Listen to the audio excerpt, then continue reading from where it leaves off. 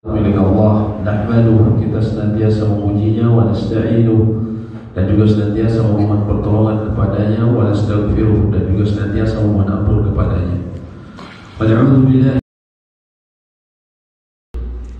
Kita mohon perlindungan kepada Allah dari keburukan jiwa-jiwa kita, wa min sayyiati a'malina, dan juga kita mohon perlindungan dari akibat atas amal buruk ataupun dosa yang pernah kita lakukan.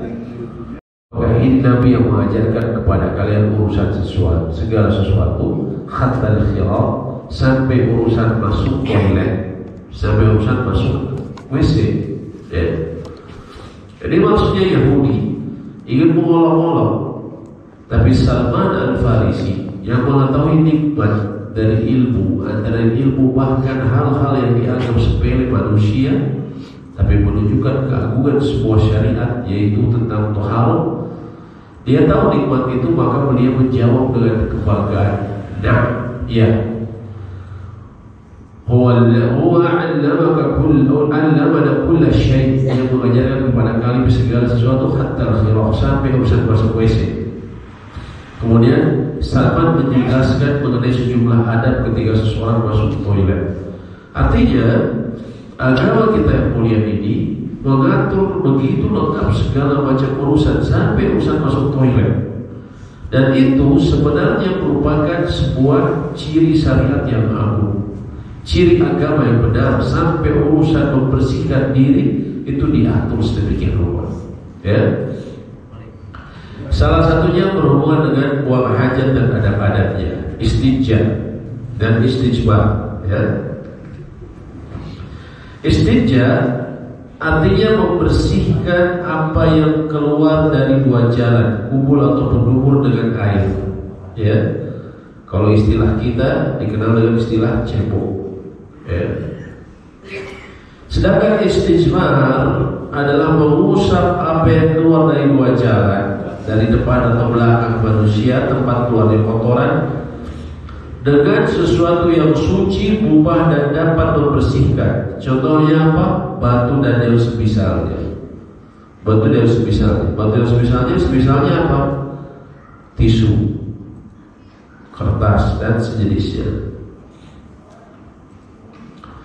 Menggunakan salah satu dari keduanya mencukupkan dari yang lainnya, karena hal tersebut dilakukan oleh Nabi SAW. Artinya, kalau orang bercebok saja sudah cukup. Jadi umumnya biasanya kita orang Indonesia ya. Tapi kalau seseorang juga mencukupkan salah satu dengan misalnya menggunakan batu atau menggunakan tisu saja, maka itu pun sudah cukup, asal memenuhi syarat. Dari sahabat Anas bin Malik radhiyallahu taala anhu, dia berkata, "Kana Nabi SAW yadkhulul khala wa ahmilu ana wa gulamun nahwi idawatan min ma wa adazatan fayastanji bil ma." Nabi SAW pernah masuk tempat buang hajat. Lalu aku ini khala dalam bahasa Arab tempat hajat, maksudnya tempat sepi. Dahulu orang Arab antara lain cari tempat sepi untuk buang hajat ya, di padang pasir ya.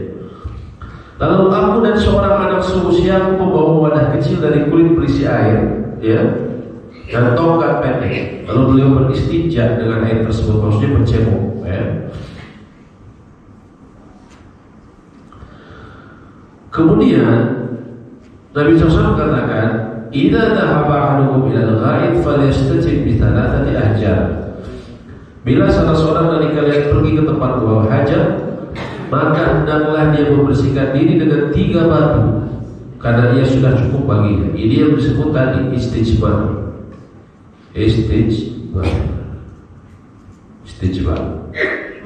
Kalau ini tadi berhubungan dengan istinja atau cebok dalam bahasa kita,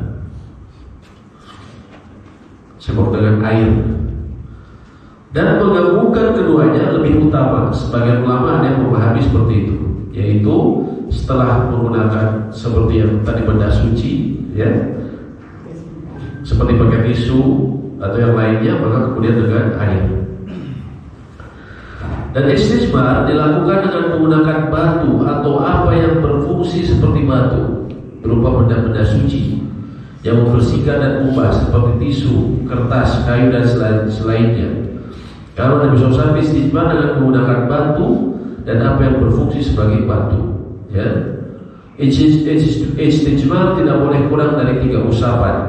Berdasarkan hadis Salman, dan Nabi SAW ada istinja bil yamin. Nabi SAW melarang kita untuk istinja dengan tangan kanan, bercebok dengan tangan kanan, istinja dengan kurang dari 3 batu, dan beristinja dengan kotoran hewan dan tulang, ya. Jadi ini terutama ketika kita tidak bisa mendapatkan air, kita bisa menggunakan tentunya batu. Ini terutama kalau kita camping atau berada di alam, ya, outdoor. Bisa juga pakai daun, ya, atau di hotel bisa, terutama di hotel kayak di Eropa, mereka nggak pakai air, adanya tisu. Apakah bisa? Jawabannya bisa, ya. Selama apa? Dia tidak boleh kurang dari 3 usapan. Maksudnya begini, seseorang boleh pakai tisu, tapi dengan minimal 3 usapan. Tisunya habis. Mau dicontohin, tisunya habis.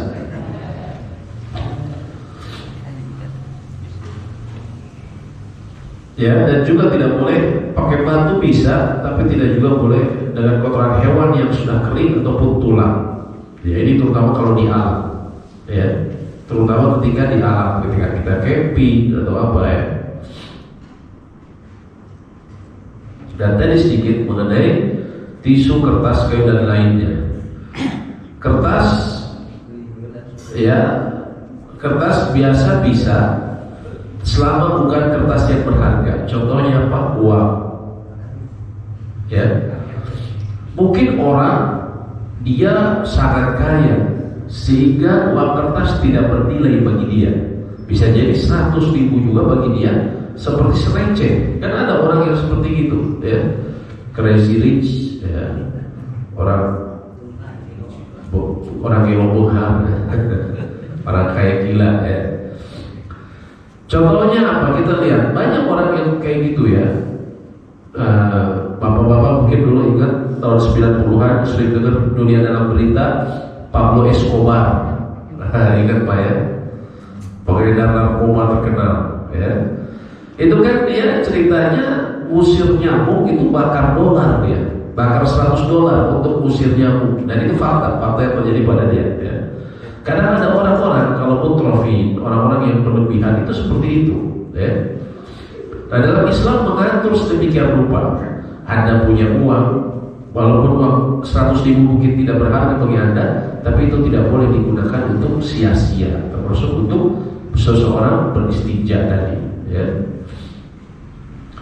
Dan boleh pakai tisu, kertas dan lain, asal tidak boleh kurang dari 3 usapan. Maksudnya begini Pak, anggaplah ini tisu, ya. Anggaplah ini tisunya, ya. Bisa antara lain dengan seseorang dengan 3 tisu minimal, atau ini tisu besar. Kita pakai yang sisi ini pertama, kemudian sisi ini masih bersih, maka kita sisi kedua pakai ini. Terus yang ketiga kita pakai sisi yang lainnya. Selama tidak bercampur satu sama lainnya, maka tidak mengapa, walaupun cuma 1 tisu. Ya, kalau 1 tisunya besar. Ini batas minimal. Kalau dibutuhkan lebih, perlu 5 kali usapan, maka lakukan 5 kali usapan. Tapi minimal harus 3 minimal. Jadi boleh.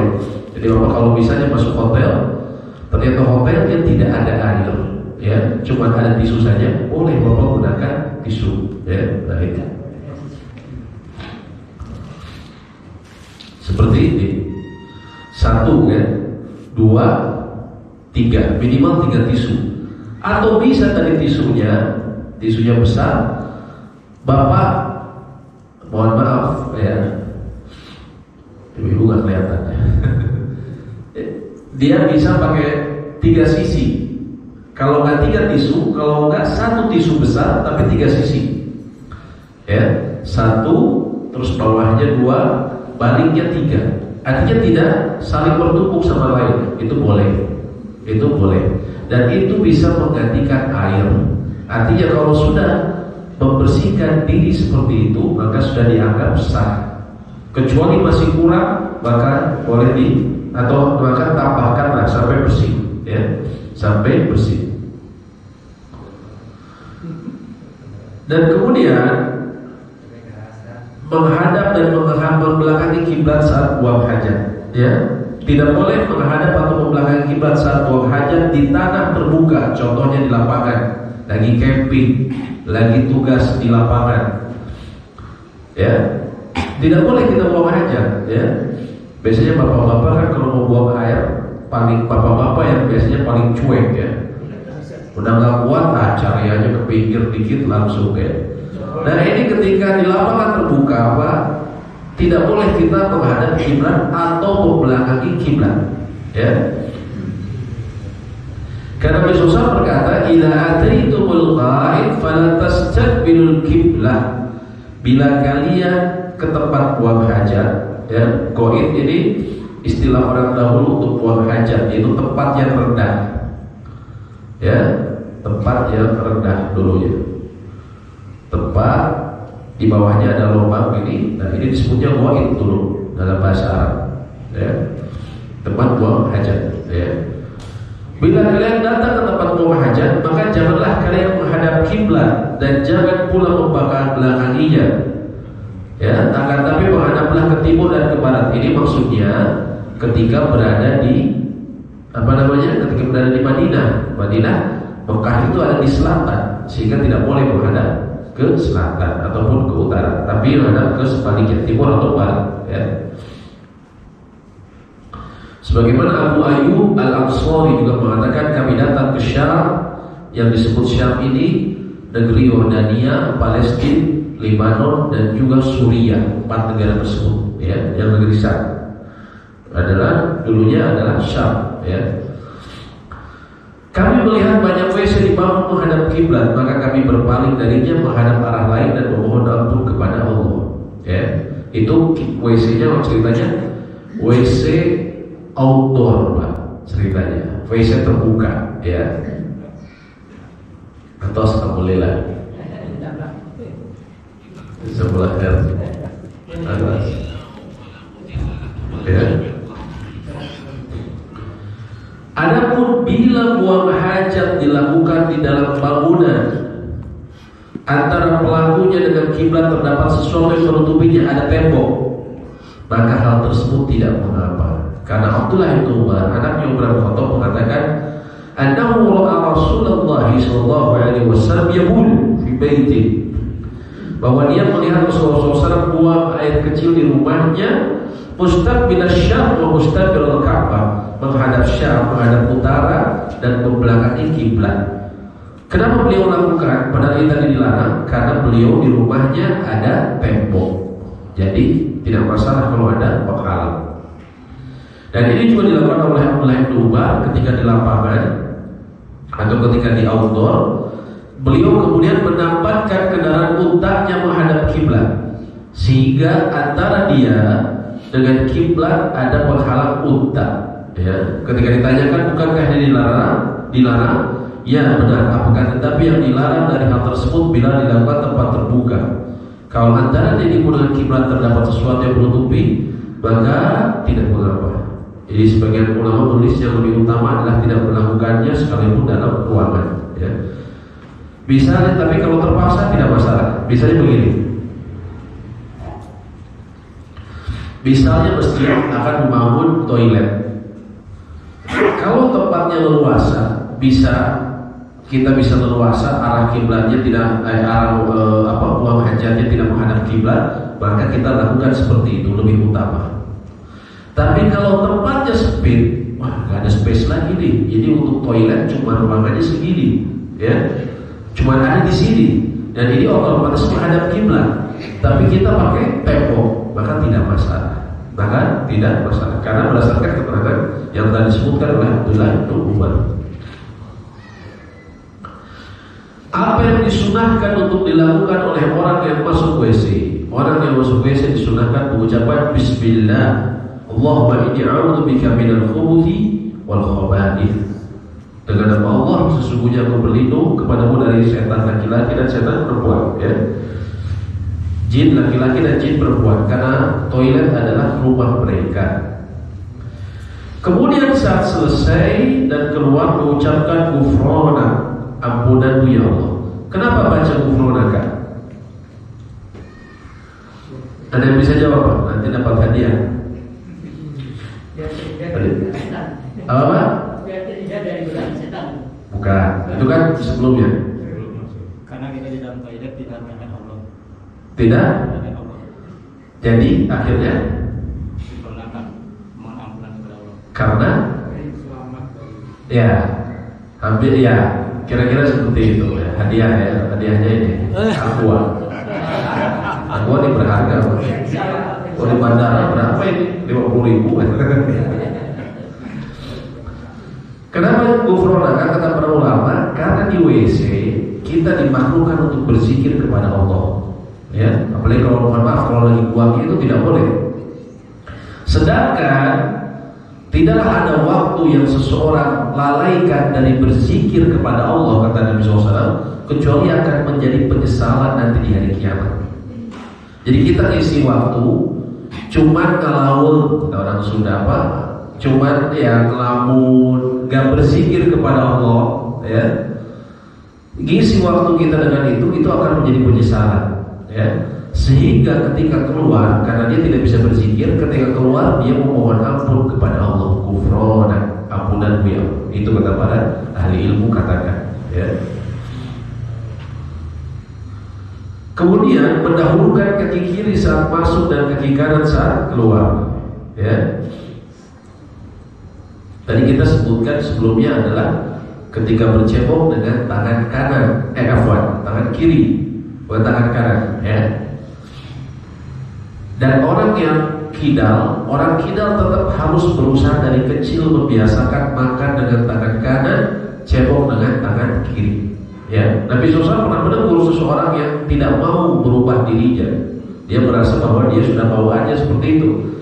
Akhirnya Nabi SAW katakan padahal bisa dia dengan berusaha. Akhirnya tangannya menjadi lumpuh waktu itu. Ya. Tapi intinya seseorang kalau dibiasakan akan bisa walaupun dia kidal. Ya. Kanan dengan makan untuk makan, yang kiri untuk dia bercebok. Itu biasanya masalah biasa dari kecil. Makanya kita tegur, ya. Saya juga kita kalau lihat anak-anak kita kadang seperti itu. Tapi kalau nggak ditegur jadi kebiasaan. Dari awal, sejak awal ditegur, ya. Dan bahkan ada semacam syubhat, kerancuan pemahaman.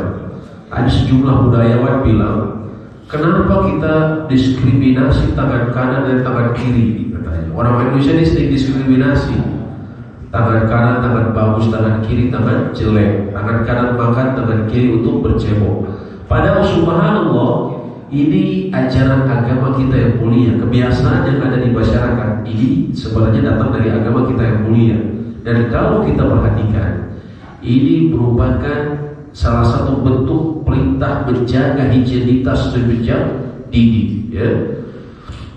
Jadi orang Islam, kalau misalnya seseorang dia menjaga disiplin tangan kanan tangan kiri, insya Allah dia tidak akan terkena bakteri E. coli dari makanannya. Setidaknya dari bekas tangannya, dia tidak akan terkena. Kenapa? Karena dia sudah disiplin bercebok pakai kiri, makan tangan kanan. Sekalipun bertemu tangan kanan dan tangan kiri, bertemu dalam pertemuan yang baik. Untuk apa? Cuci tangan biasanya, ya, jadi bersih. Ya. Nah ini ajaran higienitas sebenarnya. Ya. Tangan kanan tangan kiri. Begitu pula saat masuk ke dalam WC, kita diperintahkan mendahulukan kaki kiri saat masuk dan kaki kanan saat keluar. Dan ini kebiasaan Nabi SAW. Nabi SAW bila melakukan sesuatu yang baik, beliau selalu kanan, ya, termasuk yang WC kaki kiri, ya. Dan ini para ulama ada yang memberikan hikmahnya, menjelaskan hikmahnya, ya. Di antara hikmahnya, umumnya manusia kaki yang kokoh itu adalah kaki kanan. Sebagaimana tangan, kaki juga yang kokoh umumnya kaki kanan. Kalau seseorang masuk ke dalam toilet, dan namanya toilet atau WC itu umumnya licin, betul kan? Umumnya licin. Kalau dia masuk dengan tangan kaki yang kokoh terlebih dahulu, kaki kanan, lalu kemudian dia Apa di soledad tebal bahasa Indonesia? Kepleset. Dijalikeun. Dia kepleset, ya. Bahkan kaki kiri tidak bisa bertumpu. Kenapa? Karena ada kaki yang lemah. Itu, ya. Tapi kalau kaki kiri yang masuk duluan, ya, kemudian dia tadi terpeleset, dia memiliki ya tumpuan yang kokoh, yaitu kaki yang kanan. Nah, itu diantara hikmahnya kata para ulama, ya. Subhanallah, di balik itu semua ada hikmahnya. Dan intinya kita melakukan karena ada petunjuk dari Nabi SAW melakukan seperti itu, ya. Kemudian hendaknya tidak membuka aurat sehingga dekat dengan lantai atau sebelum dia duduk, ya, di WC-nya. Tidak membuka aurat, ya. Bila buang hajat di tempat terbuka, maka dianjurkan untuk menjauh atau menutupi diri sehingga tidak dilihat, ya. Ini subhanallah, ya. Membuka aurat sehingga dekat dengan lantai. Ini keterangannya ada dalam sejumlah hadis, ya. Nah, ini dari sahabat Ibnu Umar, ada Nabi SAW kana idza arada hajah. Nabi SAW itu bila hendak buang hajat, la yarfa'u thawbah, beliau tidak mengangkat bajunya hatta yadwa minal ard, sampai telah dekat dari tanah. Yang saya perhatikan terkadang bapak-bapak yang pakai sarung ketika di toilet masjid, biasanya belum aja masuk WC, sarungnya udah ditarik tinggi-tinggi. Sudah ditarik tinggi-tinggi, akhirnya kemana-mana auratnya, ya. Kita Nabi SAW jangan ditarik dulu sebelum dekat kita udah mau buang, gitu, ya. Sudah tertutup dari yang lain, ya. Udah kebelah katanya, jadi gak kuat, gitu, ya. Dan juga beliau ketika buang air, biasanya beliau disebutkan kharajna ma Rasulillah SAW fi safar, kami pernah keluar dalam safar bersama Rasulullah SAW. Wa kana Rasulullah SAW la ya'til baras hatta yataghayyaba fala yura. Nabi SAW tidak buang hajat kecuali beliau telah menghilang bersembunyi sampai tidak terlihat, ya. Sampai tidak terlihat. Ini ajaran yang luar biasa. Mungkin bapak-bapak pernah lihat di video yang viral, apa, orang China buang air di mana? Di mana-mana, pinggir jalan. Lagi macet, ya, jalan tol, keluar aja di pinggir jalan, dilihatin sama orang-orang. Subhanallah, gak peduli. Bahkan mohon maaf, perempuan buang air pinggir jalan aja begitu, ya. Ini tentunya kita bersyukur, ya, kita diajari adab seperti dalam agama kita, ya. Kalau tidak ada agama Islam, kita pun akan seperti itu, ya. Kakek saya pernah cerita, mungkin bapak-bapak juga pernah mengunjungi Bali tahun 80-an atau akhir 70-an, ya. Kata kakek saya, itu wanita-wanita Bali kalau buang air, saya mohon maaf bukan ini, ya, kalau yang muslim tentunya tidak, tapi yang tentunya beragama lain, ya, Hindu bisa. Kalau mereka buang air, mereka langsung saja di pinggir, ya. Yang perempuan ini, ya, buang air di situ aja di selokan pinggir jalan. Subhanallah, ya. Tahun 80-an itu masih kayak gitu, belum jauh, ya. Indonesia kalau kita tidak mengenal Islam mungkin akan seperti itu. Maka kita bersyukur dalam ini. Kita diajari adab yang baik, ya. Kita dalam buang hajat kita bersembunyi, ya. Juga dalam hadis Ali bin Abi Thalib, sitru ma bainal jinni wal aurati bani Adam idza dakhala al-khala an yaqula bismillah. Penutup antara mata jin dengan aurat manusia bila dia masuk WC adalah dengan ucapan bismillah.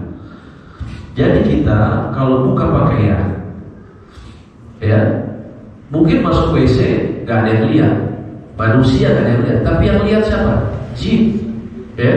Maka supaya mereka tidak melihat, Nabi SAW telah menjelaskan, kita ucapkan bismillah, maka mereka tidak akan melihat. Begitu pula saat kita buka pakaian, ucapkan bismillah.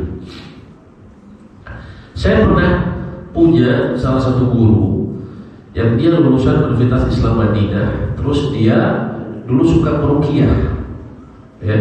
suka meruqyah. Di antara yang dia ruqyah adalah banyak wanita yang ternyata dia mendapat gangguan jin, ya. Setelah diruqyah berapa lama, kita ketahuan jinnya kenapa kemudian mendapati dia. Kenapa? Karena suka.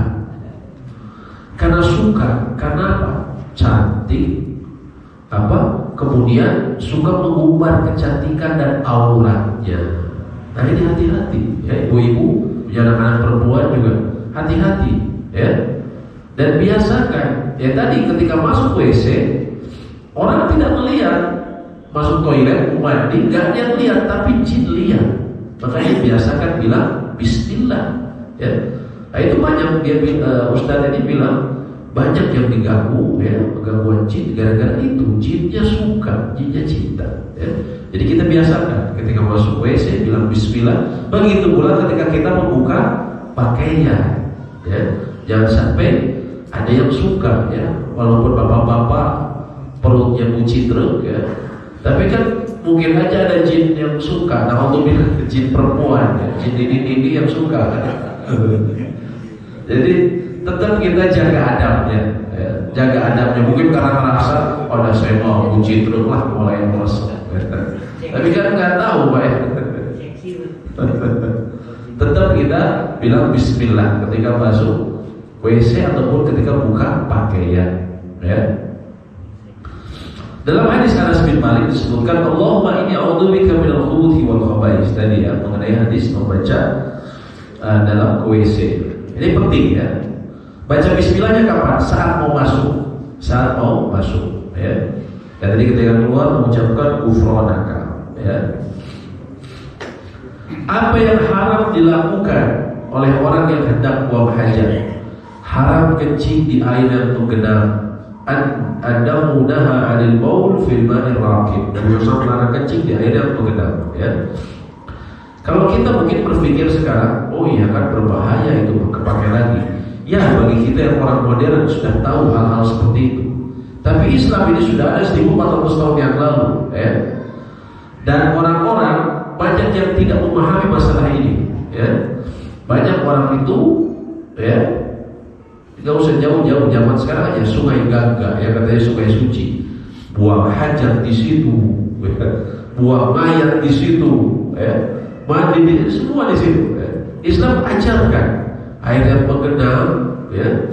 Memang Gangga ini mengalir, tapi kan kotorannya sangat banyak, ya. Islam antara kayak air menggenang, kita tidak boleh kencing di sana. Kenapa? Khawatir nanti ada orang yang mau pakai, dan itu pasti akan menjadi penyakit, ya. Tapi kalau air mengalir, maka dia akan terganti dengan air yang baru dan jumlahnya banyak, ya. Dan tidak boleh memegang kemaluan dengan tangan kanan saat kencing, dan tidak pula boleh beristinja dengannya. Bercebok tidak boleh tentunya dengan tangan kanan, ya. Idza bala ahadukum fala yaqudanna dzakarahu bi yaminih. Maka jika seseorang dalam antara kalian kencing, makanya janganlah kalian memegang kemaluan dengan tangan kanannya, dan jangan beristinja, bercebok dengan tangan kanannya. Ini ajaran higienitas, ya. Ajaran higienitas yang subhanallah, ya. Zaman Covid kemarin kita betul-betul menjaga diri supaya tangan kita tidak terkena bakteri, ya. Higienitas, ya. Ini agama Islam sudah mengajarkan dari cara bersuci sehari-hari, ya. WHO kasih gambar cara tangan, cuci tangan yang bersih, begitu. Kan kalau kita wudu disunahkan gitu bersela-sela, ya. Itu semua sudah lengkap di agama kita, ya.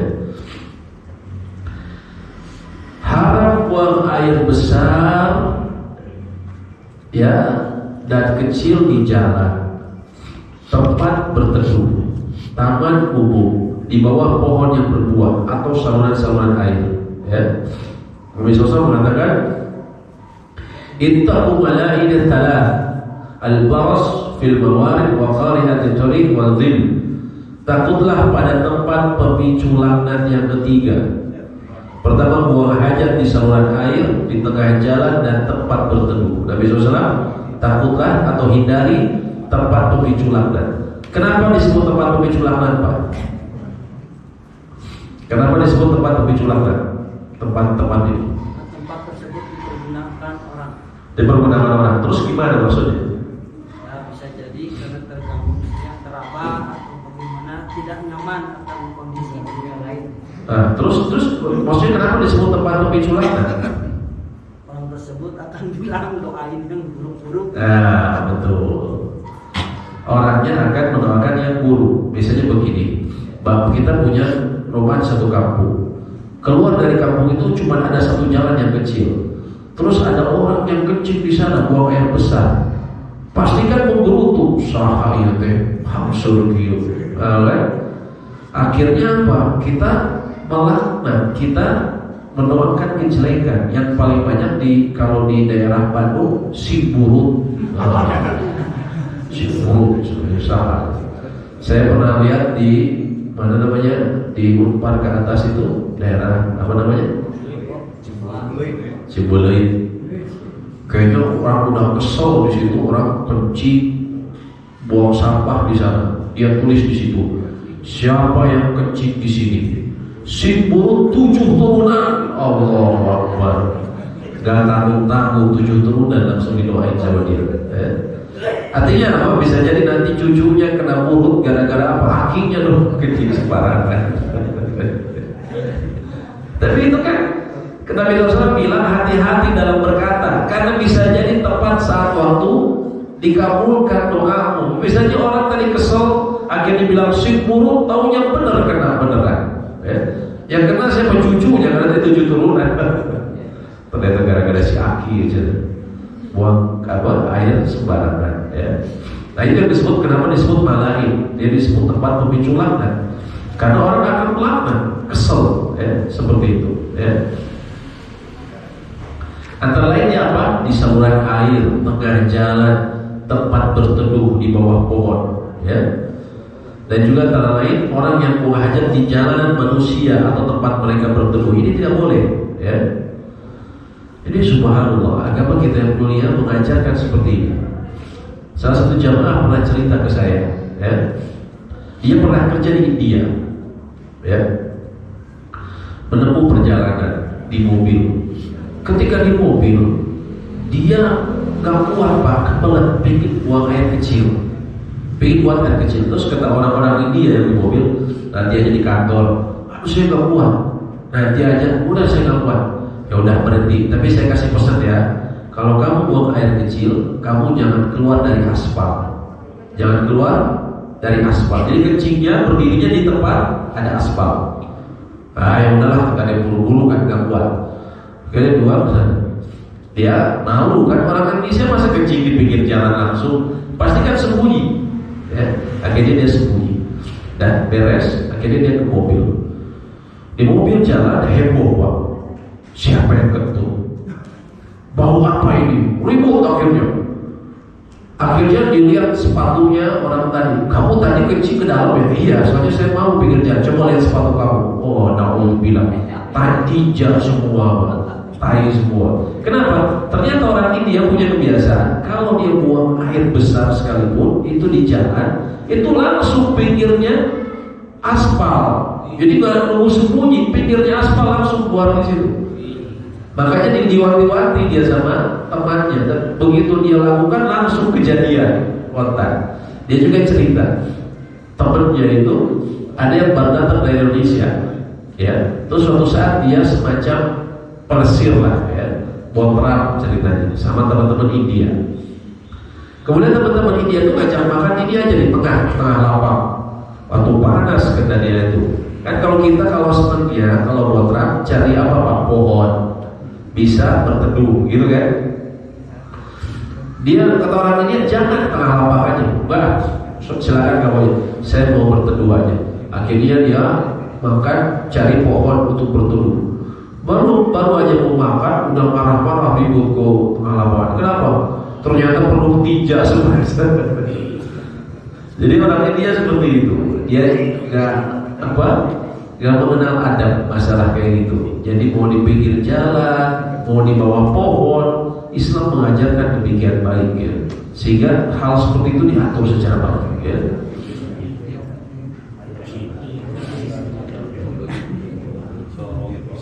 Haram juga membaca Al-Quran saat buang hajat Juga diharamkan beristijmar dengan kotoran hewan atau tulang atau makanan yang berharga, ya. Tulang dan kotoran hewan tidak boleh, ya. Dan juga haram buang hajat di pekuburan kaum muslimin, ya. Nabi SAW mengatakan li'an amsya ala jamratin aw sayf aw akhsifa na'li birijli ahabbu ilayya min an amshiya ala qabril muslim wa ma ubali awsati quburi qadaitu hajati aw wasta sulqa. Sungguh aku berjalan di atas bara atau pedang atau aku menambal sandalku dengan kakiku itu lebih aku sukai daripada aku berjalan di atas kuburan seorang muslim. Maksudnya apa? Berjalan di atas kuburan seorang muslim, di atas kuburnya, bukan di antara kuburnya, itu tidak boleh. Nabi SAW katakan berjalan di atas bara api itu masih lebih baik dibandingkan kita berjalan di atas kuburnya, ya. Nah, ini banyak kebiasaan kita kaum muslimin kalau lagi memakamkan orang yang datang, bukan saja dilewati pemakaman, ya, bukan saja diinjak, bahkan didudukin di saatnya. Ini nggak boleh, ya. Didudukin kuburnya, ini nggak boleh. Kita harus tahu adabnya. Kita kalau lewat jalan di antara pemakaman tersebut, di antara makam, bukan melewati makam, ya. Dan beliau katakan, aku tidak peduli apakah di tengah kubur aku buang hajat atau di tengah pasar. Maksudnya apa? Buang hajat di kuburan ataupun di tengah pasar itu sama-sama buruknya. Jadi kita artinya kata para ahli ilmu tidak diperkenankan kita buang air hajat atau buang hajat di pemakaman, ya, di pemakaman. Ya. Terkadang orang kan jadi sepinya aja, ya. Lalu kemudian dia dicari kuburan, di sini aja lah, tenang, gitu ya. Nah ini nggak boleh, ya. Bukannya takut ada yang noel, ya. Ini tiba-tiba ada yang colek, siapa ini? Tapi memang ini penghormatan sesuatu yang dilarang dalam agama kita, ya. Sebagaimana tadi melewatinya saja dilarang. Apa yang makruh dilakukan oleh orang yang buang hajat? Makruh menghadap arah berhembusnya angin tanpa penutup saat buang hajat, ya. Anginnya dari barat, terus kita kencing ke arah, ya. Anginnya dari barat menuju timur, terus kita kencing ke arah barat, tentunya akan berbalik, ya. Ini makruh, sehingga apa? Bisa menyiprat ke pakaiannya, ya. Sehingga di sini juga kita harus berhati-hati dalam, terutama laki-laki, menggunakan urinoir. Urinoir ini kan biasanya pendek, Pak, ya, sehingga ketika kita kencing itu suka memantulkan. Nah ini berbahaya, sama seperti ini, bisa terkena pakaian kita, ya. Maka lebih baik kita buat WC saja kalau urinoir. Kalau terpaksa cari yang ada penutupnya dan ada yang versi rendahnya, kan, supaya jauh. Nah, itu bisa, ya, kalau bisa melindungi. Tapi kalau yang biasa, dan masalahnya kita kalau urinoir itu kita berpotensi aurat kita terlihat oleh orang di sebelah kita, ya. Nah, jadi lebih baik memang kita pakai WC yang tertutup, ya. Kalau kita merancang masjid kita pakai WC yang tertutup, ya. Dan makruh pula berbicara saat buang hajat. Bahkan Rasulullah Nabi SAW yaqul, Nabi SAW saat kencing ada seseorang laki-laki lewat lalu mengucapkan salam kepada beliau. Falam yuraddu alaih, Nabi SAW tidak menjawab salamnya. Sehingga juga termasuk makruh berbicara kata para ahli, ya. Dan makruh kencing pada lubang di tanah dan yang sepertinya berdasarkan hadis Qatadah. Ada Nabi SAW naha yubala fil jurh. Nabi SAW itu melarang kencing pada lubang. Qila li Qatadah, ditanya kepada Qatadah, fama balul jurh, apa masalahnya dengan lubang? Yuqalu innaha masakinul jin, disebutkan bahwa ia adalah tempat tinggalnya jin, ya. Qatadah ini salah satu murid sahabat, ya, yang banyak meriwayatkan hadis dan juga banyak tafsir, ya. Dalam ilmu tafsir Qatadah sering disebutkan, ya. Dan ini pertama kalau di lubang ada kemungkinan ada hewan, terutama lubang yang alami, ada di alam, itu bisa jadi tempatnya ular, ya.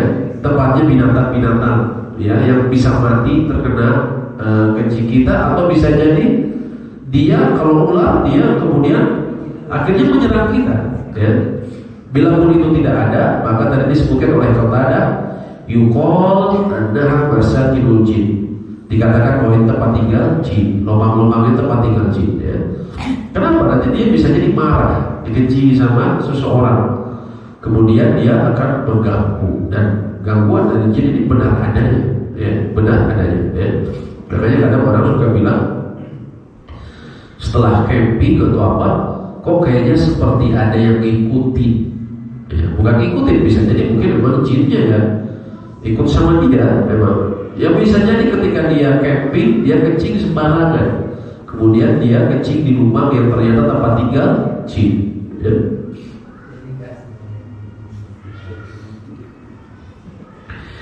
Makruh masuk WC dengan membawa sesuatu yang mengandung zikir kepada Allah, kecuali untuk suatu keperluan. Karena idza dakhala al-khala' wada'a khataman. Nabi SAW ketika masuk WC, beliau meletakkan cincinnya. Karena cincin beliau itu ya ada tulisannya, cincinnya dari perak. Tulisannya adalah Muhammad, tulisannya adalah tulisannya adalah Rasulullah, Allah di atas ya.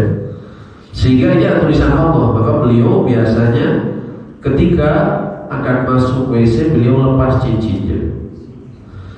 Tapi ketika ada hajat atau keperluan darurat, maka tidak mengapa ya, kita membawa yang ada tulisannya Allah. Kalau di sini disebutkan seperti membawa kertas yang bertuliskan nama Allah, tapi ini jarang ya. Kalau di kita misalnya apa? Kalau emas tulisannya Allah, kan itu ada ya. Dan kalau disimpan di luar, apalagi WC umum, biasanya ada orang yang suka ya. Bagus nih katanya ya. Biasanya orang yang suka, nanti kita keluar udah hilang ya. Kalau kayak gitu maka diperbolehkan dibawa ya, diperbolehkan dibawa ya. Karena apa? Karena kata para ulama hukumnya makruh, dan makruh itu dalam kaidah fikih kalau ada hajat boleh dilakukan ya. Al-hajatu tanzilu manzilat ad-darurah dalam kaidahnya dalam fikih ya. Hajat itu menduduki kedudukan darurat, sehingga dalam sesuatu yang makruh boleh dilakukan ya. Kalau memang ada hajat, kalau resiko dicuri. Haram masuk WC dengan membawa mushaf Al-Quran dalam keadaan terlihat atau tersembunyi, karena dia firman Allah ya. Tapi bagaimana dengan handphone? Handphone kan ada aplikasi Al-Quran. Handphone beda dengan mushaf Al-Quran. Kalau mushaf Al-Quran memang khusus isinya Al-Quran, tapi kalau handphone ada macam-macam, ada aplikasinya ya.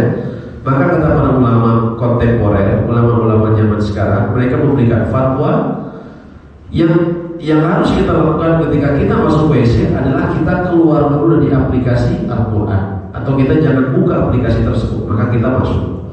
Tapi kalau kita buka aplikasinya, kita masuk, itu nggak boleh ya, itu nggak boleh. Jadi kita harus keluar dulu dari aplikasinya ya. Dan inilah contoh yang mulia dari agama kita mengenai cara urusan buang hajat ya. Diatur sedemikian rapi dan baik ya, bagaimana cara buang hajat ya. Dan ini nikmat yang luar biasa ya. Mungkin bapak-bapak juga pernah dengar kisahnya, dan ini kisah nyata ya. Di Inggris ada seorang wanita yang bekerja sebagai dia binatu di sebuah dormitory atau sebuah asrama mahasiswa di sebuah universitas di Inggris. Universitas ini mahasiswanya datang dari berbagai negara, ada yang negara-negara Arab ya. Dan dia mencuci semua pakaian mereka termasuk pakaian dalam, karena itu fasilitas bagi mereka ya. Tapi dia keheranan, kenapa? Umumnya orang-orang sana itu celana dalamnya, mohon maaf, itu selalu ada bekas, selalu ada bekas kotoran, selalu ada bekas kotoran ya. Kenapa? Kan tidak bercebok mereka, seadanya aja, pakai tisu seadanya, nggak ada aturan harus 3 atau 2.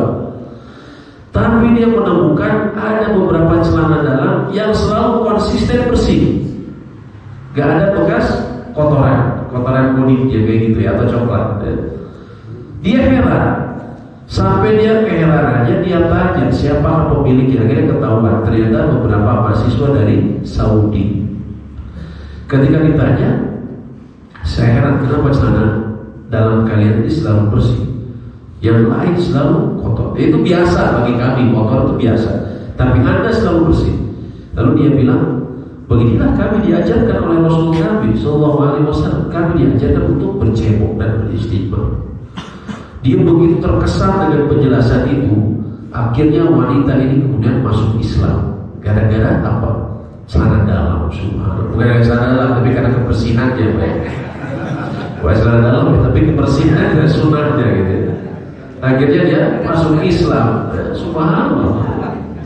Jadi cahaya agama kita begitu mulia, sampai yang kayak gitu orang akhirnya sampai masuk ini terenyuh dengan kebersihan yang diajarkan Islam ya. Jadi karena sunnahnya baik, bukan karena cara dalam ya. Itu mengenai cara istinja wal istijmar. Sampai sini dulu ada yang mau ditanyakan, Bapak Ibu sekalian, silakan kalau ada yang mau ditanyakan atau didiskusikan sebelum kita masuk ke bab berikutnya.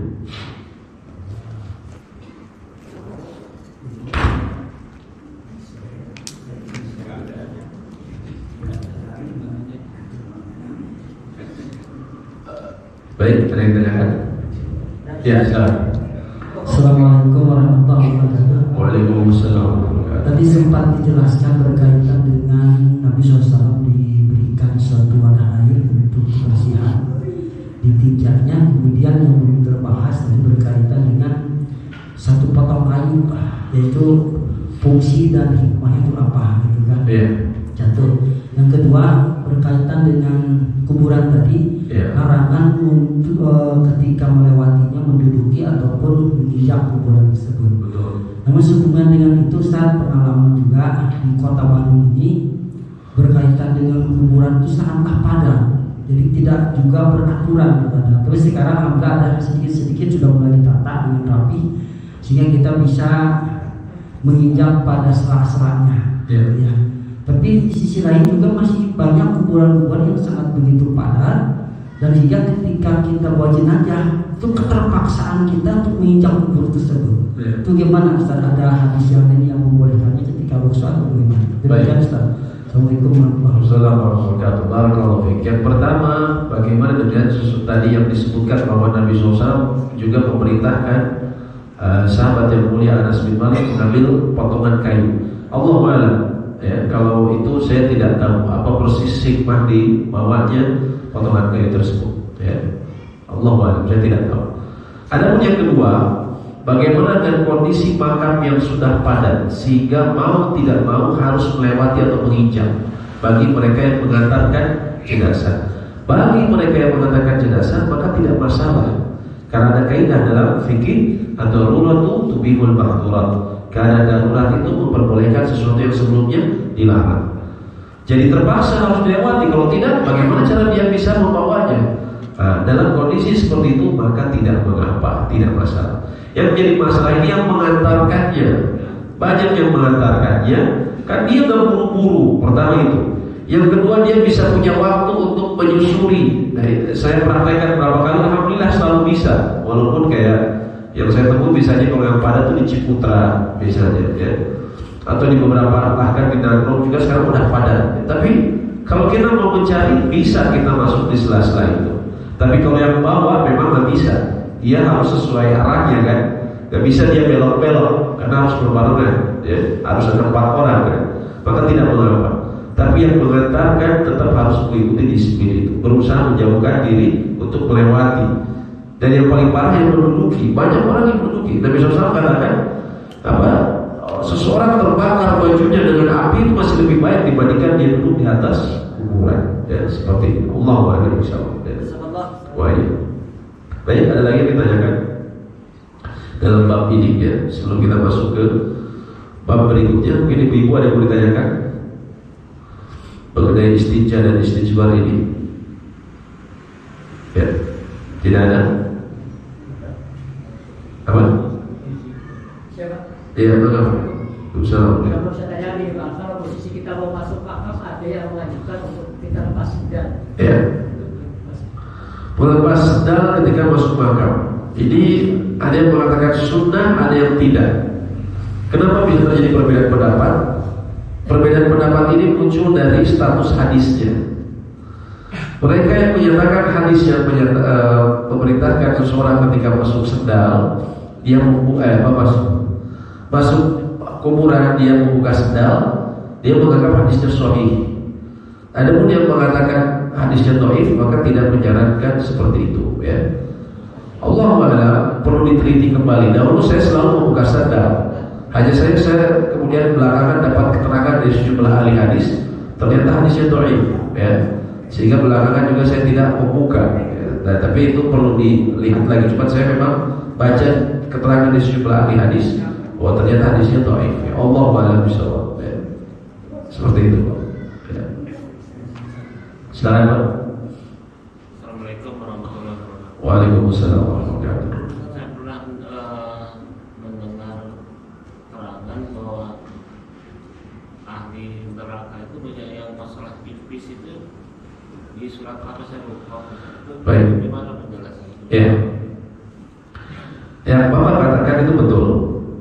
Nabi SAW dalam sebuah hadis yang sahih, beliau pernah melewati 2 buah makam. Bukan di Al-Quran, tapi dalam sunnah. Nabi SAW ketika melewati 2 buah makam, ya, kemudian beliau mengatakan innahuma la yu'adzaban. 2 orang ini yang berada dalam kubur ini tengah diadab. Wa ma yu'adzabani bikabirin, dan mereka tidak diadab oleh sesuatu yang dianggap besar oleh manusia. Ya. Tidak diazab oleh sesuatu yang dianggap besar oleh manusia, tapi sebaliknya apa? Oleh sesuatu yang dianggap sepele sama manusia. Kemudian Rasulullah mengatakan amma ahaduhuma, adapun salah seorang dari keduanya, ya, fa innahu yas'a bin namimah, dia berusaha untuk melakukan namimah, mengadu domba manusia. Masuk ke perkumpulan ini, ceritain orang yang B, ya, ke orang A bilang ke orang B, ya, ketemu sama orang A, jelek-jelekin orang B. Nanti datang ke orang B, jelek-jelekin si A. Akhirnya mereka bermusuhan.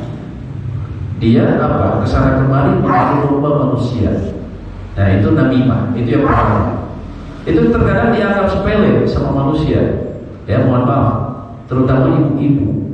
Gosip kan gitu. Masuk ke perkumpulan yang ini, bilang, oh yang di sana begini-begini. Nyampe ke sana, oh si gue tahu emang gitu. Wah, akhirnya berantem, ya. Betul ibu-ibu ya? Karena kalau ngegosip, oh nggak ibu-ibu di sini, insya Allah nggak ngegosip, ya. Tapi banyak yang gara-gara apa? Ngegosip awalnya, akhirnya jadi musuhan. Nah, ini hati-hati. Bisa terkena azab kubur, gak main-main.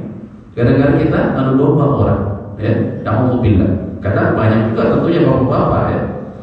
Kita dari sini pindahin omongan orang ini, di sini pindahin lagi omongan orang itu, akhirnya bermusuhan. Gara-gara apa? Gara-gara kita, alhamdulillah, ya. Yang kedua adalah adapun yang lain amal akhir, kata Nabi SAW, kana la yastatiruna minal baul, dia tidak melindungi diri dari air kencing. Nah, dari sini makanya kita perlu belajar fikih. Bahkan fikih yang dianggap sepele, fikih toharo.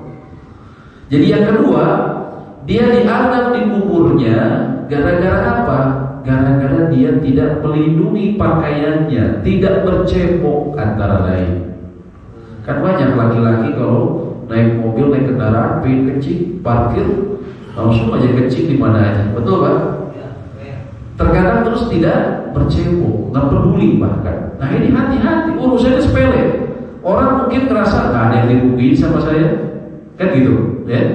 Makanya Nabi SAW, wala yu'adzabani bikabirin, dan mereka tidak diadab dengan sesuatu yang dianggap besar sama manusia, tapi dianggap sepele.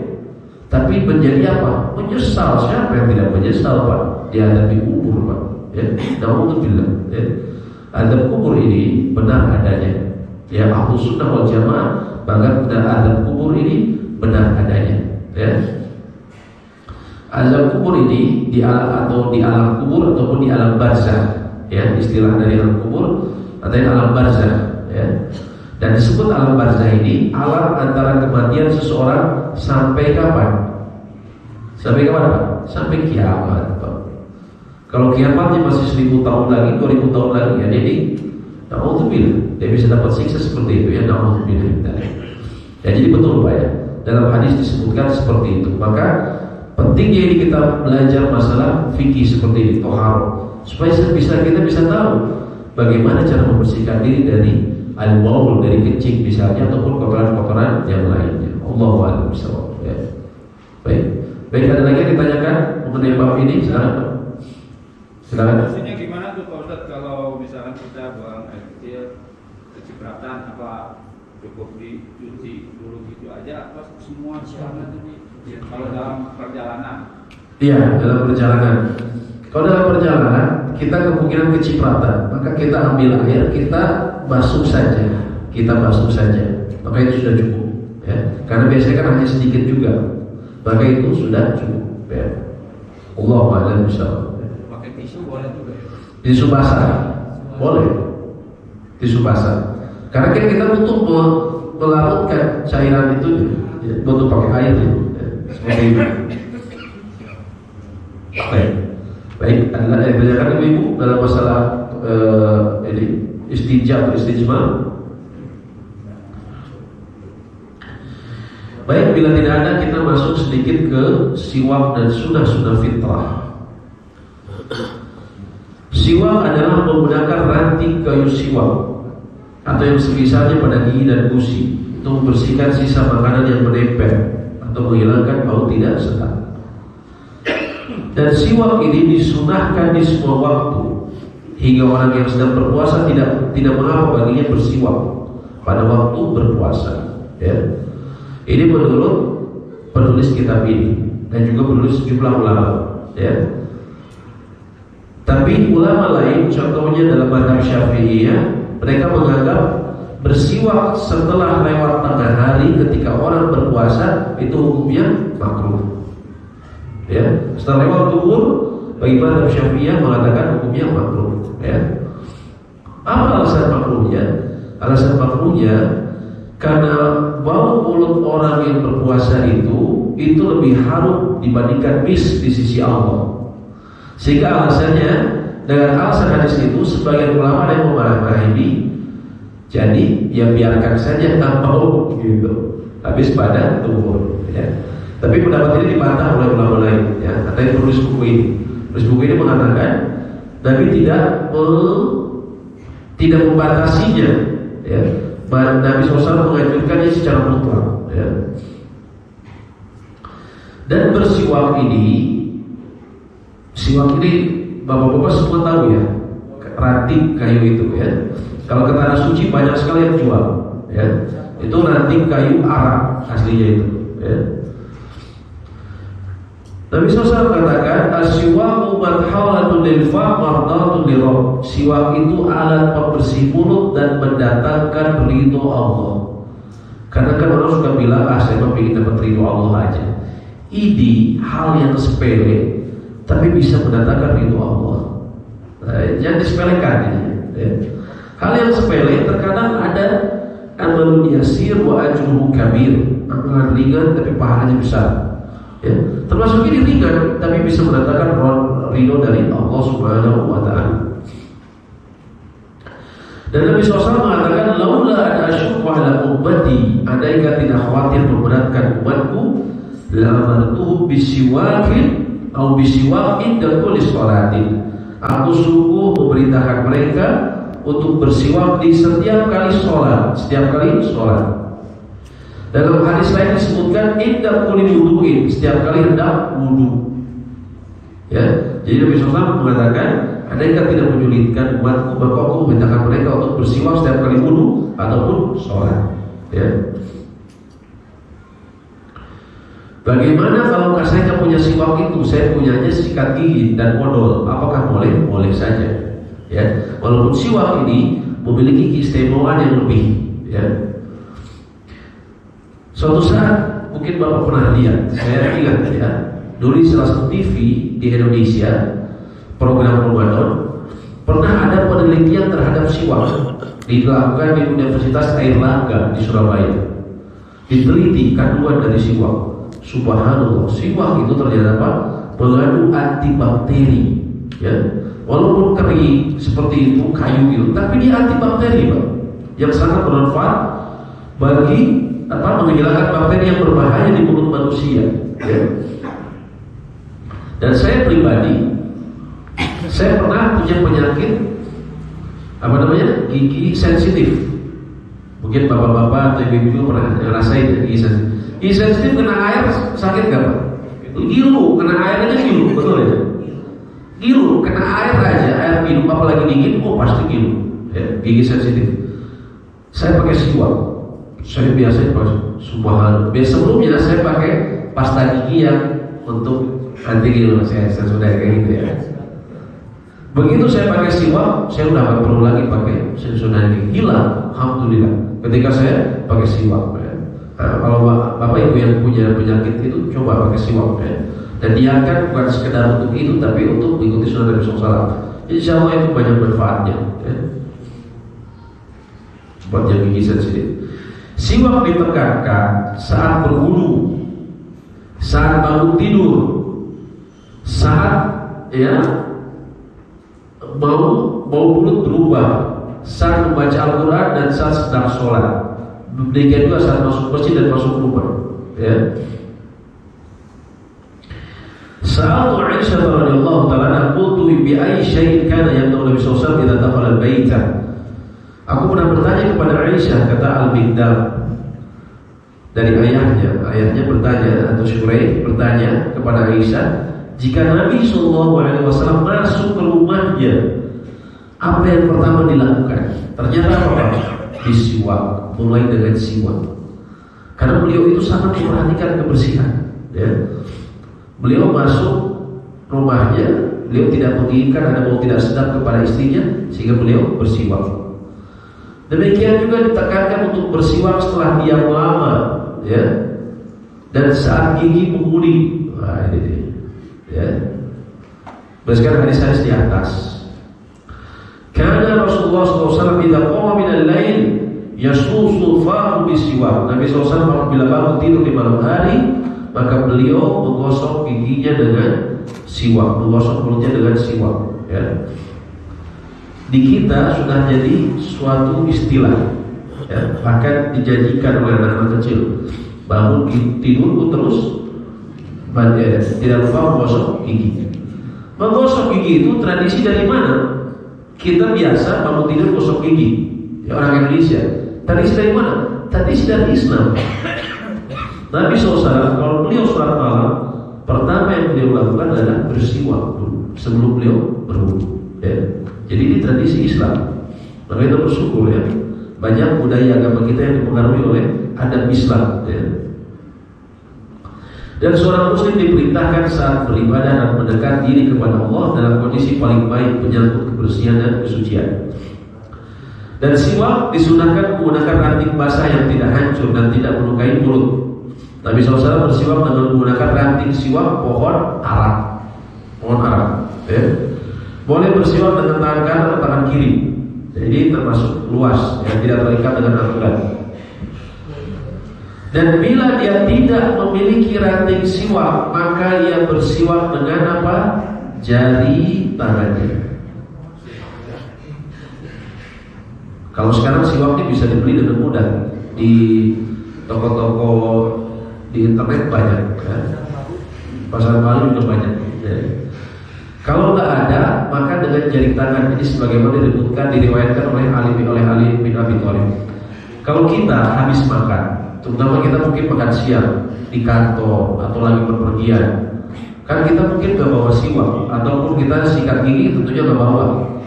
Maka kita mau sholat, apa yang kita lakukan? Kita bisa dengan menggosok dengan tangan. Caranya gimana? Di jari kita. Jari ini dua, gosokkan seperti ini, seperti sikat. Ini dilakukan oleh Nabi SAW, ya. Jadi jari kita bisa seperti ini, ya. Faidah siwak, ya, adalah yang tertuang dalam hadis tadi, alat pembersih mulut di dunia dan mendatangkan ridho Allah di akhirat. Gara-gara kita menggunakan siwak, ya, karena kita mengikuti petunjuk Nabi SAW, sunnah Nabi SAW, ya. Dan seorang muslim patut menjaga sunnah ini, ya, dan meninggalkan faidah yang besar. Sebagian kaum muslimin menjalani hidup beberapa waktu seperti 1 atau 2 bulan tanpa bersiwak, dan ada kemungkinan bisa panas. Nah, ini kita lihat Islam ini mengajarkan kesehatan gigi. Ya, di sehari kalau sholat 5 kali, berarti minimal 5 kali dia bersiwak. Kalau dia disiplin, bayangkan bagaimana giginya bersih. Padahal gigi ini kan bisa jadi sumber penyakit. Orang penyakit otak saja itu bisa bersumber dari saraf gigi, betul kan Pak? Ya. Banyak kasus seperti itu. Orang penyakitnya parah, ternyata gara-gara ada giginya berlubang dan ada bakteri. Ya, saya pernah baca dulu orang berhubungan dengan kanker otak. Ya, ternyata munculnya awalnya dari gigi, subhanallah. Ya. Nabi SAW telah mengajarkan kepada kita untuk menjaga kebersihan. Ya. Dan kita sadar kalau kita sekarang sudah menjadi budaya orang bergosok gigi. Ya. Tapi agama yang mulia ini sudah 1400 tahun. Diajarkan dari 1400 tahun yang lalu untuk membersihkan gigi secara baik. Jadi aturan agama. Subhanallah. Ya. Mereka yang meninggalkan siwak ini menghilangkan pahala besar dan faidah yang banyak, ya. Dan di antara juga siwak ini menguatkan gigi, mengencangkan gusi, menjernihkan suara dan membuat seorang hamba bersemangat, ya. Bersemangat karena jadi pede. Ya. Kalau bisa dibawa kan jadi nggak pede, ya. Seperti itu, ya. Dan terakhir kita akan mempelajari sunnah-sunnah fitrah. Sunnah fitrah pelakunya disifati dengan fitrah yang Allah menciptakan manusia di atasnya. Di antaranya 5 hal yang Nabi SAW sebutkan. Khamsun minal fitrah, 5 perkara termasuk fitrah. Yang pertama, mencukur bulu kemaluan. Mencukur bulu kemaluan. Yang kedua, khitan. Yang ketiga, memutih kumis. Ya. Yang keempat, mencabut bulu ketiak. Dan yang kelima, memotong kuku. Ini termasuk sunnah fitrah, ya. Yang pertama apa? Istihdad atau mencukur bulu kemaluan, ya, dengan besi, dalam hal ini silet maksudnya. Dan ini terdapat keindahan dan kebersihan, ya. Ini juga bisa dihilangkan tanpa dicukur, yaitu mengoleskan krim protok. Nah, ini subhanallah diajarkan seperti itu Pak, ya. Jadi jangan dibiarkan begitu saja, ya. Jangan dibiarkan gondrong, ya. Harus dibersihkan, ya. Ada dalam hadis disebutkan jangan melebihi 40 hari. Jangan lebih 40 hari kecuali dipotong. Jadi seperti kebersihan Pak, mohon maaf. Kalau kita biarkan biasanya suka tumbuh gatal, suka ada gatal-gatal, atau ada biasanya ya suka muncul bentol-bentol, ya, atau semacam itu, ya. Nah, Islam mengajarkan untuk dibersihkan, dicukur, ya. Dicukur, ya, bisa pakai siat atau pakai krim protok. Yang kedua, khitan. Khitan kita sudah tahu, ya, buat laki-laki, ya, membuang kulit yang menutupi kepala penis, ya. Ada pun untuk perempuan, memotong sedikit daging di atas ruang persetubuhan, itu di dalam alat potong daging di atas kelamin wanita. Ya, ada yang berkata ya seperti jeger, seperti ayam jantan, ayam jantan, ya. Dan yang sahih, khitan itu wajib bagi laki-laki dan sunnah bagi wanita. Jadi bagi wanita dia sunnah. Di antara hikmahnya adalah wanita agar dia mengurangi keras nafsu syahwatnya, ya. Tapi ini masalah khitan wanita ini kita dapati anjuran untuk tidak melakukannya antara dari WHO. Nah, ini kadang orang kebingungan. Ini gimana nih? Ini katanya sunnah dalam agama, tapi kata WHO nggak boleh. Nah, di sini kita harus pintar meneliti, berpikir kritis. Gak mungkin agama itu menganjurkan keburukan. Sunnah itu gak mungkin mengajarkan pada keburukan. Ternyata ada salah seorang penulis ya, doktor dalam bidang fikih, dalam dokter wanita ya di Jazirah Arab sana. Saya baca keterangan ya, bukunya.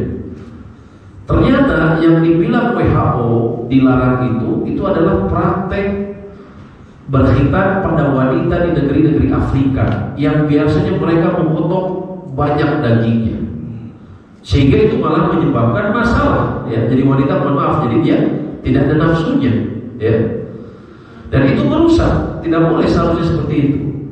Sedangkan yang khitan dalam Islam itu bukan seperti itu, tapi hanya sedikit saja dan disebutkan bagian daging yang sedikit saja. Itu justru akan mengurangi hawa nafsunya yang akan menggebu-gebu pada wanita.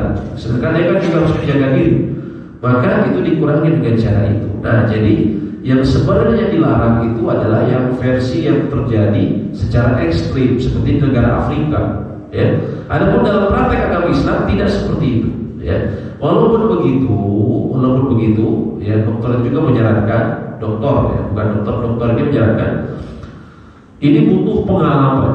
Sehingga bila seseorang punya anak wanita, dia ingin mengkhitan anak wanitanya, cari dokter wanita yang berpengalaman. Kalau sudah pengalaman, ya tidak mengapa. Tapi kalau tidak berpengalaman, lebih baik jangan. Karena ini kalau salah, kalau dia tidak punya pengalaman, malah jadi yang tadi dilarang oleh WHO. Ya. Itu memang sepakat. Ya. Tapi yang dalam Islam itu hanya sedikit saja. Itu boleh hitam bagi wanita. Penulis kita menyebutkan hitam dianjurkan hari ke-7 kelahiran karena dia lebih cepat sembuh, di samping agar anak tumbuh dalam keadaan paling sempurna ya. Tapi Allah Ta'ala ya, apakah ini ada dasar yang kuat dari petunjuk Nabi SAW? Allah Ta'ala ya. Namun memang kalau saat kecil lebih baik, kalau kita punya anak masih bayi itu lebih baik, lebih cepat ya sembuhnya dan lebih sehat. Karena anak-anak yang usia 6 bulan saja seringkali terkena penyakit, saya lupa nama penyakit itu, berhubungan dengan kelopak dari alat kelaminnya. Jadi sisa kencing itu sering menempel di situ, jadi bakteri. Tapi kalau dari kecil memang sudah dikhitan, itu insya Allah bersih. Ya, itu insya Allah bersih. Ya. Dan kita, alhamdulillah sekarang udah tren ya. Kalau dulu saya ingat waktu zaman saya, biasanya kita dikhitan SD Pak, atau mungkin zaman Bapak SMP atau SMA Pak, SMA atau kuliah Pak. Kalau sekarang udah tren, alhamdulillah ya. Bayi, ya, anak saya juga alhamdulillah. Yang satu 11 bulan, satu 5 bulan, alhamdulillah. Semuanya bagus ya, alhamdulillah. Iya, jadi nggak sakit. Dan dia apalagi kalau 5 bulan itu belum banyak gerak Pak.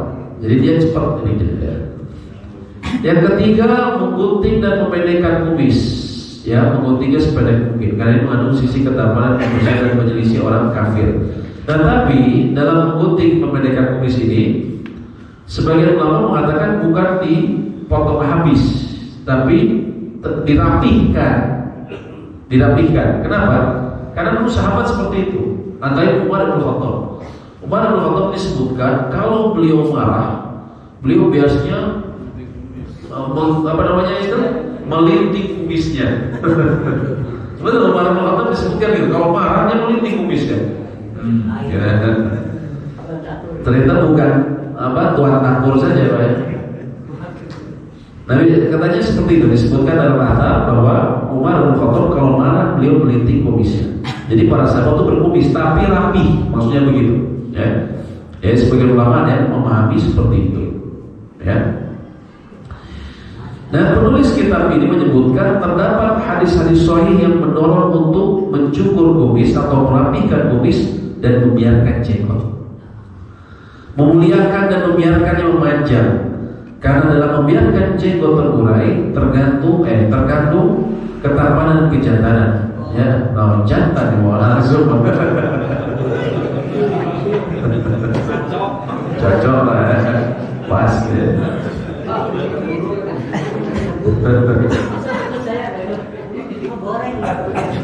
Nah, ini disebutkan oleh penulis kitab. Namun banyak laki-laki di zaman ini yang membalikan perkara. Mereka membiarkan kumis mereka dan mencukur atau membedekan jenggot mereka. Nah, kalau kita masih gitu sedikit-sedikit Pak, ya, kita rapikan kumisnya, jenggotnya biarin saja, dirapihkan, gitu kan? Dibiarkan panjang, ya. Ya, semua itu menyelisih sunnah nih kata para ulama, dan perintah-perintah yang muncul untuk mewajibkan memanjangkan jenggot. Antara Nabi SAW mengatakan, ya, juzu syawari, ya, potonglah kumis, wa'arul liha, dan biarkanlah jenggot memanjang, wa khaliful majus, dan selisilah orang-orang majusi, ya. Nabi SAW juga mengatakan khaliful musyrikin, selisilah orang-orang musyrik, ya. Wa firul liha, panjangkanlah jenggot, wa afu asyawari, dan tipiskanlah kumis. Ini petunjuk Nabi SAW, ya. Bukan penulis kita, Nabi SAW yang bilang seperti ini. Dan kita kan pingin Pak, nabung pahala kebaikan sedikit-sedikit, ya, untuk tiket surga. Kita dalam urusan dunia, kalau ada kerjaan tambahan, kita bisa dapat tambahan pemasukan, kita kerjain. Kenapa? Karena supaya kita ya dapat tambahan. Kalau pas ada kurang-kurang belanja, alhamdulillah ada dari kerjaan tambahan bisa nutupin. Itu untuk urusan dunia Pak, ya. Yang padahal urusan dunia ini kalau kita kurang duit, apakah kita otomatis mati? Tidak, kan? Tapi di akhirat, kalau kita kurang pahala, nggak dapat pahala lain, wah itu sangat membutuhkan seseorang. Nanti kalau kita membahas mengenai mizan, coba ya, mizan ini apa? Timbangan amal. Seseorang setelah nanti dibangkitkan di mahsyar, semua orang, lalu kemudian akan dihisab, amal-amalnya dipilih dan dipilah, mana yang amalan soleh, mana yang tidak. Setelah itu kemudian akan diletakkan di mizan. Mizan ini adalah sesuai dengan menurut keyakinan Ahlus Sunnah wal Jamaah, benar adanya secara fisik. Dia ada daun timbangan, ya, ada kebaikan dan keburukan, dan sangat sensitif.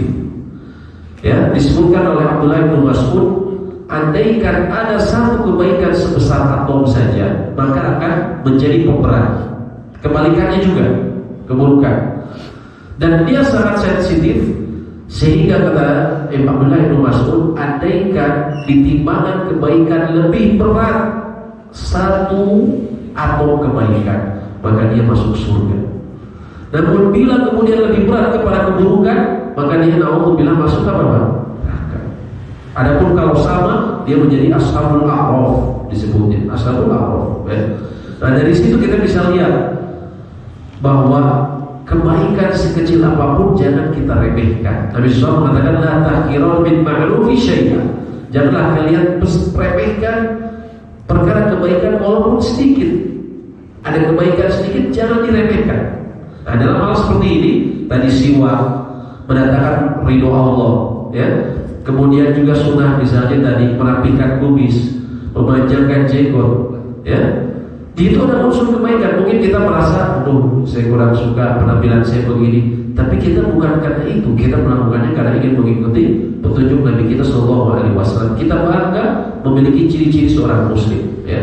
Maka sedikit kita, ya mungkin kalau belum yang terbiasa, sedikit-sedikit dibiarkan dulu, Pak, ya. Tinggal dirapihkan, kita biarkan, ya, sayang. Tapi kalau Bapak nggak ada, Bapak nggak usah pakai minyak-minyak aneh-aneh, ya, tubuh-tubuh wae cina, ya, minyak ewe cina, apa, Firdaus, nggak perlu seperti itu, nggak perlu pakai pelembab, itu nggak perlu, ya, tidak di itu takalluf berlebih-lebihan. Tapi seadanya aja kita, walaupun cuma 1-2 helai nggak masalah, ya, karena itu ada unsur kebaikan dan keberkahan. Kenapa? Karena kita mengikuti sunnah Nabi Sallallahu Alaihi Wasallam. Dan banyak orang mengatakan, kan itu diperintahkan memanjangkan janggut untuk menyelisih orang Majusi ataupun orang musyrik ataupun Nasrani dan Yahudi. Sekarang orang Nasrani dan Yahudi juga mereka sama tuh berjenggot, ya. Itu tidak menjadi alasan. Kenapa? Pernah nggak Anda datang ke pasar dengan misalnya berjenggot terus dibilangin salom? Ada yang bilang itu nggak Pak? Ada nggak? Paling dibilangnya apa? Assalamualaikum Pak Haji. Betul kan? Karena itu selalu menjadi ciri Islam yang sejati. Adapun orang-orang Nasrani atau Nasrani itu hanya sebagian mereka saja. Tapi ciri Islam yang sejati adalah seperti itu. Makanya juga di Eropa kan sempat ada orang-orang yang berjanggut ini jadi sorotan. Ya. Kenapa? Karena itu dianggap sebagai ciri Islam. Ya. Nah, jadi walaupun tadi ada orang yang Yahudi Nasrani melakukannya, itu tidak umum. Ya. Yang umum tetap itu ciri-ciri Islam. Yang berikutnya sunnah fitrah adalah memotong kuku dan juga mencabut bulu ketiak. Ya, mencabut bulu ketiak. Ya. Jadi ketiak jangan dibiarkan gondrong, Pak. Cukur ya. Ada orang kalau pakai kaos dalam keluar rumah gondrong gitu ya. Malu atau Pak ya. Dicukur ya. Nah, dalam sebuah hadis disebutkan jangan melebihi 40 hari. Jangan lewat 40 hari kita tidak mencukur bulu kemaluan, tidak mencukur kumis, tidak mencukur bulu ketiak ya. Jadi jangan lebih dari 40 hari ya kita cukur ya. Nah, ini sedikit ditambahkan saja terakhir. Di antara termasuk fitrah adalah tadi disebutkan memotong kumis. Dalam hadis juga disebutkan secara khusus termasuk fitrah membiarkan jenggot, bersiwak, menghirup air ke dalam hidung, yaitu nanti ketika kita belajar wudu ada yang namanya istinsyaq, memotong kuku, mencuci ruas jari ya. Jadi tadi anjuran kebersihan juga, mencabut bulu ketiak, mencukur bulu kemaluan dan istinja. Ini termasuk 10 sunnah fitrah yang disebutkan lebih lengkap dalam hadis yang sahih diriwayatkan oleh Imam Muslim ya.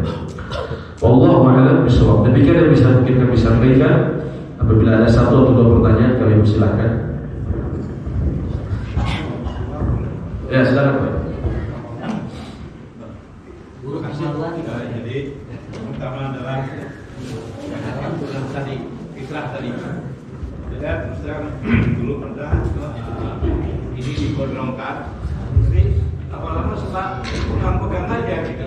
Dipegang-pegang? Ya, ininya apa? Jenggot sama siapa? Ya sama sendiri gitu. Akhirnya saya ini dipotong aja. Kalau dipotong alhamdulillah sekarang nggak pernah gini lagi gitu. Nah ini pas masalah ini juga saya tidak tahu apa benar atau banyak. Tapi kalau kumis memang suka dikumiskan, cuman jenggot memang suka dihabiskan. Yeah. Karena kalau ada tuh suka digini-gini aja, kayak kelamun gitu kan. Nah yang kedua adalah mengenai siwak tadi. Kan sekarang siwak itu agak susah. Tapi pakai sikat gigi, tapi odolnya mengandung siwak. Tapi kadang-kadang odolnya juga ada yang daun sini dan semacamnya. Ini bagaimana nih? Karena kebanyakan yang siwak itu terbatas gitu ya. Jadi bahan tertentu gitu. Baik. Jadi ini apakah harus gitu? Yang ketiganya mengenai tadi masalah hidap gitu. Sebelahnya tidak. Dia senang disebut hidap daripada kadal. Kalau hidap kan sebelah kiri, kalau kadal sebelah kanan. Nah ini kalau memang ada hal yang paksa gitu kan, pakai kanan itu apakah enggak apa-apa gitu? Kalau terpaksa menggunakan ya misalnya kencing gitu ya, misalnya kencing terpaksa ya, baik. Ini pakai di basuhnya pakai kanan gitu Iya ya. Ya itu mungkin itu aja. Terima kasih. Baik. Assalamualaikum. Assalamualaikum warahmatullahi wabarakatuh. Yang pertama mengenai kalau Bapak pelihara jenggot, Bapak jadi sering pegang-pegang. Masalahnya apa bahayanya kalau Bapak pegang jenggot Bapak? Enggak masalah kan? Jadi kayak melambur gitu. Ganti dengan zikir, subhanallah. Ganti saja Bapak dapat pahala. Tapi kita ini Pak, ya bukan masalahnya memang grup jenggotan, bukan kayak gitu ya. Tapi kita lihat ini ada hadisnya jelas, petunjuk dari Nabi SAW, dan kita diperintahkan untuk mengikuti sunnah beliau. Jadi sebenarnya kita nambah kebaikan Pak. Dari hal yang sederhana seperti itu kita bisa dapat kebaikan kalau kita niatkan untuk mengikuti sunnah Nabi SAW ya. Jadi Bapak silakan pilih antara Bapak bahaya memegang-pegang jenggot ya, bahaya jadi ngalamun ya, dengan Bapak bisa mendapatkan pahala ya, pahala gara-gara mengikuti sunnah Nabi SAW tersebut. Mana yang lebih penting? Tentunya lebih penting kita dapat pahala. Allah berfirman dalam surat Al-Kahfi, al-baqiyatus sholihatu khairun 'inda rabbika thawaban wa khairun amala. Al-baqiyatus sholihat, amal-amal soleh yang tersisa, yang menjadi catatan amal ini itu lebih baik di sisi Tuhanmu, ya, dan juga lebih baik untuk menjadi harapan. Maksudnya menjadi harapannya apa? Kita akan lihat nanti pahalanya di akhirat. Jangan kita sepelekan perkara-perkara kecil, ya. Wa ma tuqaddimu min khairin tajiduhu indallah. Apapun yang kau lakukan untuk kebaikan, maka kau kelak akan menemukannya di sisi Allah. Wa may ya'mal mithqala dzarratin khairan yarah. Barang siapa melakukan kebaikan walaupun sebesar atom, dia akan melihatnya. Nah, jadi dalam hal ini ada kebaikan, ya. Tinggal Bapak dipikirkan mana maslahatnya. Tentunya maslahat seperti itu, lebih baik kita dapat kebaikan, apalagi kita butuh tabungan, Pak, ya. Adapun tadi masalah ngelamun ya ganti aja Pak jadi zikir. Subhanallah walhamdulillah. Nanti orang pada nanya ke Bapak, oh iya Ustaz. Ya, artinya bisa begitu ya, dengan zikir saja. Yang kedua apa Pak? Tadi siwak itu banyak Pak zaman sekarang, alhamdulillah. Di toko-toko online banyak. Bapak tulis saja siwak di toko-toko online. Suruh anak Bapak, ya, atau teman Bapak cari siwak. Banyak sekali toko online. Ya, alhamdulillah sekarang mudah. Ada yang nanti dari banyak sih yang ke Indonesia, banyaknya datangnya dari Pakistan, ya. Jangan yang terlalu besar. Kalau besar itu biasanya keras sekali. Cari yang agak kecil, ya. Itu enak, ya. Dan itu sangat bermanfaat. Kalau tidak menemukan, maka kita bisa bergosok gigi, ya. Tapi kalau siwak sebenarnya sekarang di Indonesia alhamdulillah mudah-mudah, ya. Mudah-mudah banyak sekali toko online, ya. Yang udah gak ada giginya gimana Pak? Oh, udah metik Pak, ya. Udah bukan manual lagi, ya. Metik, ya. Bagaimana dengan kidal? Kalau terpaksa saya harus pakai yang kanan misalnya untuk cebok. Kalau terpaksa misalnya kaki kiri saya lagi luka, lagi digips atau seperti apa, ya seperti itu misalnya. Maka bolehkah saya menggunakan kanan? Boleh. Karena kan tadi ada kaidah dalam Islam. Islam ini agama yang mudah. Di antara salah satu ciri agama Islam adalah raf'ul haraj, mengangkat kesulitan. Di antaranya ada kaidah tadi Pak, ad-daruratu tubihu al-mahdurat. Keadaan darurat itu memperbolehkan sesuatu yang sebelumnya dilarang atau diharamkan. Nah, boleh kita memasangnya pakai tangan kanan untuk bercebok. Tapi karena keadaan darurat kita diperbolehkan, ya, tidak diperbolehkan, ya. Tapi juga ada kaidahnya dalam fikih juga, ad-daruratu, ya, tuqaddar bi qadariha. Keadaan darurat itu tetap diperhitungkan sesuai dengan kadarnya. Kalau sakitnya udah sembuh, nggak boleh kita terusin pakai tangan kanan, harus pindah ke tangan kiri. Seperti itu Pak, ya. Allahu a'lam bishawab, ya. Baik, ada lagi satu pertanyaan mungkin ibu atau bapak? Ya, silakan. Assalamualaikum warahmatullahi wabarakatuh. Waalaikumsalam. Tadi menjelaskan tentang ada kumis dirapikan, kemaluan dipotong, kemudian jenggot dipelihara dan kuku dipotong.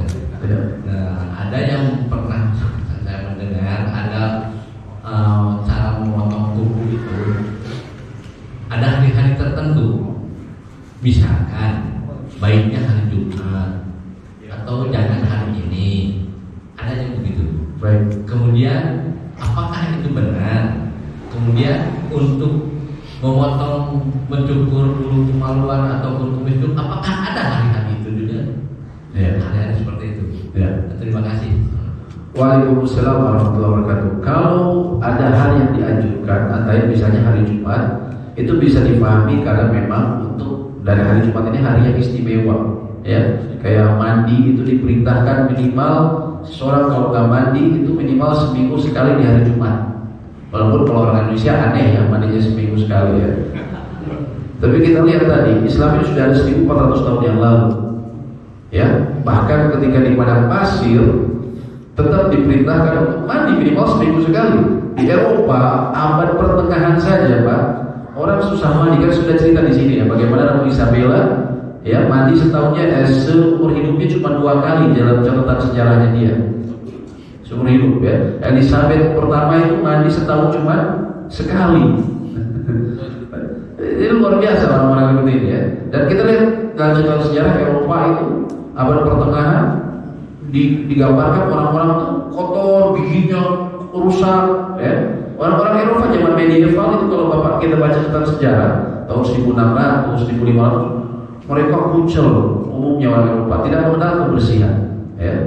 Nah itu antara lain dianjurkan dalam Islam minimal hari Jumat dia membersihkan diri. Antara lain itu tadi termasuk sunnah fitrah itu ada yang lebih ditekankan ya. Jadi muakkad lebih ditekankan ada pada hari Jumat atau orang ketika akan berihram, ketika mau haji atau umroh, ketika berihram juga itu ditekankan di sana. Itu ditekankan ya. Tapi tidak membatasi. Artinya bukan harus hari Jumat saja, tidak. Boleh hari-hari lain. Adapun kalau hari larangan, Allah malam saya tidak mengetahui ada hadis sahih mengenai itu. Memang saya juga dengar katanya nggak boleh hari ini. Ada yang penceramah bilang jangan hari Rabu, katanya sial, jauh dari jodoh. Dari mana itu? Kan harus kita nggak bisa ambil agama ini asal dengar saja. Walaupun judulnya dari penceramah, kita harus tahu dari mana dasarnya ada berkata seperti itu. Ini kan perkara yang goib. Apa hubungannya gunting kuku sama jodoh, gitu kan? Nah, jadi hal seperti ini, Allah alam saya tidak menemukan ada hadis sahih mengenai itu. Ya, Allah alam kalau sekiranya ada, tapi tidak ada sahih mengenai itu. Jadi boleh di hari kapan saja, tapi ada yang ditekankan memang. Seperti tadi Bapak bilang hari Jumat, ataupun ketika Bapak umroh atau haji, ketika akan berihram itu ditekankan melakukan sunnah-sunnah fitrah tadi. Ya, Allah alam ya. Baik, demikian yang mungkin bisa kami sampaikan. Semoga memberikan manfaat dan semoga Allah menerima amal ibadah kita dan juga Allah mengampuni dosa dan kesalahan kita. Karena orang yang duduk dalam majelis ilmu, Nabi SAW katakan setelah mereka selesai dari majelis ilmu akan ada suara penyeru, "Qumu maghfur lakum." Bangun, bangkitlah kalian, telah diampuni kalian.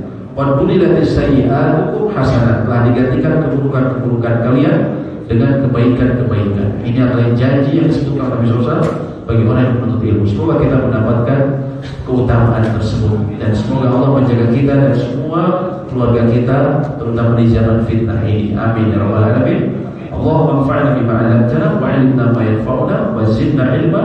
Rabbana atina fid dunya hasanah wa fil akhirati hasanah wa qina adzabannar. Amin ya rabbal alamin. Subhanallah wa bihamdik, asyhadu an la ilaha illa anta, astaghfiruka wa atubu ilaik. Assalamualaikum warahmatullahi wabarakatuh.